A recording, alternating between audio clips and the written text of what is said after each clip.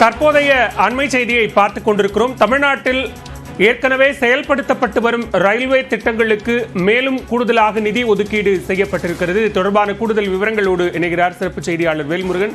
வேல்முருகன், விவரங்களை பதிவு செய்யலாம்.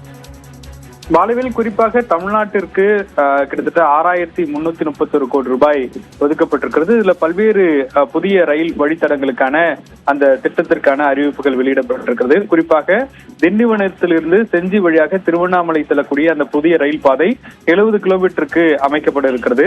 அதே போல திண்டிவனத்திலிருந்து நகரிக்கு 179 கிலோமீட்டர் தொலைவிற்கும், ஈரோட்டிலிருந்து பழனிக்கு 91.5 கிலோமீட்டர் தொலைவிற்கும், சென்னையிலிருந்து கடலூர் வழியாக மகாபலிபுரம் செல்லும் திட்டம் என்பது 2 வழித்தடத்துல 179.28 கிலோமீட்டர் தொலைவிற்கும், அதே போல மதுரையிலிருந்து தூத்துக்குடி வழியாக அருப்புக்கோட்டை செல்லும் ரயில் பாதையானது 143 கிலோமீட்டர் தொலைவிற்கும், ஸ்ரீபெரும்புத்திலிருந்து கூடுவாஞ்சேரி புதிய ரயில் இணைப்பு ரயிலாக குறிப்பாக ஆவடி வழியாக ஸ்ரீபெரும்புத்தூர் வரைக்கும் 60 கிலோமீட்டர் தொலைவிற்கும் அமைக்கப்பட இருக்கிறது.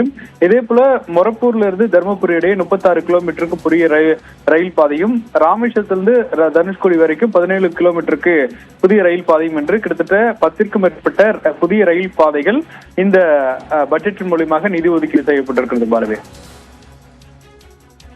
நன்றி வேல்முருகன், விரிவான விவரங்களுக்கு.